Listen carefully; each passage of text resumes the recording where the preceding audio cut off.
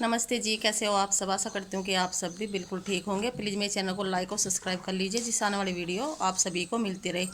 तो शाम के बज रहे अब 5:30। तो मैं आ गई हूँ वहाँ पीछे जहाँ पर हमारे पशु बंधे हुए हैं, और यहाँ पे डाल रखा खेत का लाके बाजरा, और मशीन पर पड़ी हुई है कुट्टी। शाम तीसरे पहर यानी कि 4 बजे करीब मैंने घास देना कर दिया था, पानी पिला दिया था। और अब जब बस दूध निकालना है सफ़ेद वाली गाय का, क्योंकि काले वाले का तो हमने बंद कर दिया है। तो आइए चलिए दिखाते हैं कल सफ़ेद वाली गाय का दूध निकाल कर। तो सबसे पहले जहाँ पर पशुओं ने गोबर रखा है, सारा गोबर उठाकर मैं वहाँ पर डाल दूंगी, जहाँ पर हम सारा गोबर इकट्ठा करके डालते हैं। फिर उसे अगले दिन उठाकर हम कुड़ी पर डलवा देते हैं, जिसका हम खाद बनाते हैं, जो बाद में खेत में डालते हैं। तो यहाँ पर तो पशुओं को जो मैंने घास किया था सारी खोर में, इन्होंने वो घास खा लिया है, क्योंकि अब जब कुट्टी आनी बंद हो गई है, यानी गोले की कुट्टी। अब बाजरा जो है वही हम खेत में से काट के लेकर आते हैं, तो उसमें हम थोड़ा सा भूस मिला देते हैं और कुछ बाजरा हरा, जिससे जो पशु है वे अच्छी तरह से खा लेते हैं। हरा भूस में डालकर जो सन्नी होती है वो अच्छी हो जाती है, और जो खाली भूस डालते हैं तो जो पशु होते हैं वो कम खाते हैं। तो यहाँ पर जो गोबर का काम था सबसे पहले मैंने पशुओं का वही करती हूँ, क्योंकि फिर ये गोबर काट देते हैं और घुड़ुंचे पर ना बहुत बुरी हालत कर देते हैं। उसके बाद में फिर मुझे पिलाना था पशुओं को पानी। तो यहाँ पर जो गोबर था वो मैंने वहाँ पर इकट्ठा कर दिया है एक जगह। तो ये गोबर कुछ ज़्यादा इकट्ठा हो गया था, तो यहाँ पर कई दिन से जो हमारा नौकर है वो नहीं आ रहा था, तो हमने जो गोबर था एक जगह इकट्ठा इसलिए कर दिया था, क्योंकि ट्रॉली में भरवा कर फिर हम इसे खेत में डलवा देंगे। तो उसके बाद में फिर मैं लग गई थी सफ़ेद वाली गाय का दूध निकालने के लिए। सबसे पहले मैंने इसके जो पैर थे वे रस्सी से बांध दिए।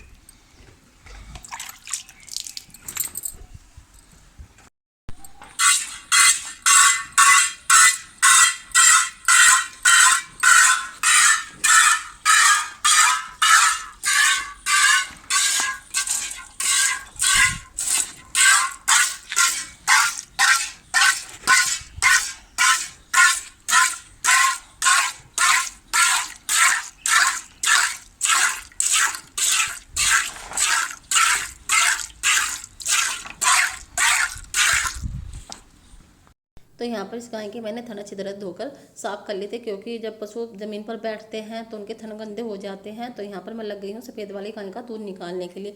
काफ़ी लोगों के कमेंट आ रहे थे जो सब्सक्राइबर हैं उनके, कि आपकी जो सफ़ेद वाली गाय है इसने बिना डिलीवरी के दूध देना कैसे शुरू कर दिया।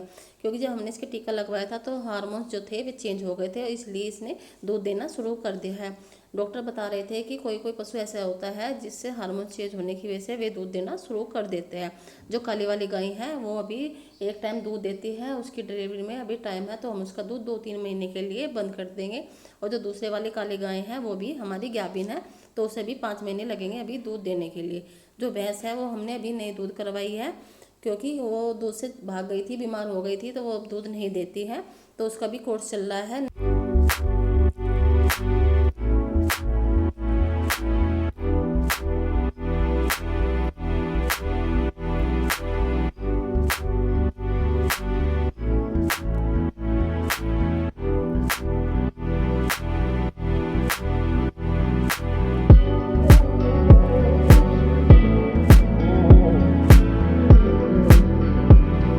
पहले तो हमारे तीनों पशु दूध देते थे, अब शाम के टाइम सिर्फ सफ़ेद वाली गाय है जो वो ही दूध देती है। लगभग एक टाइम में 4 से 4.5 लीटर दूध आराम से दे देती है।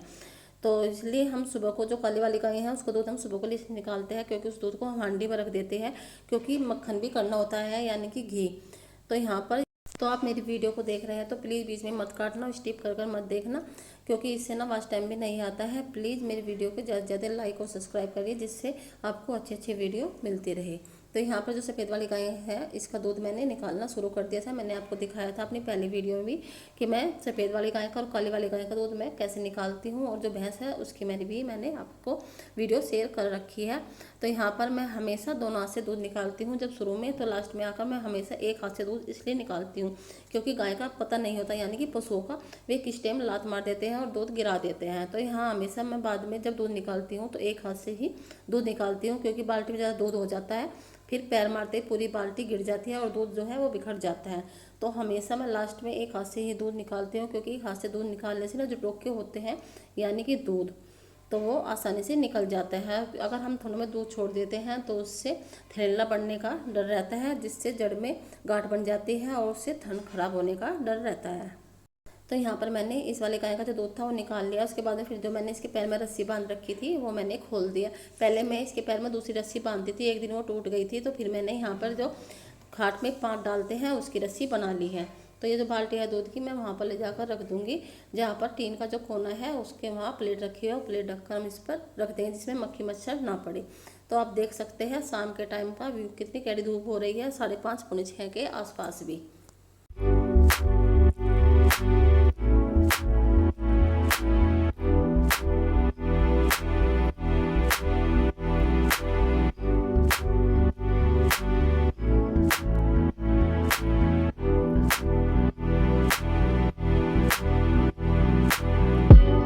दूध निकालने के बाद आप देख सकते हैं जो पशु है वे सारी लाइन में कैसे खड़े हो गए हैं। दूध निकालने के बाद फिर मैं यहाँ पर लगाऊंगी झाड़ू, जहाँ पर ये कूड़ा फैला पड़ा है, क्योंकि गोबर तो मैंने पहले ही हटा दिया था, पानी पिला दिया था।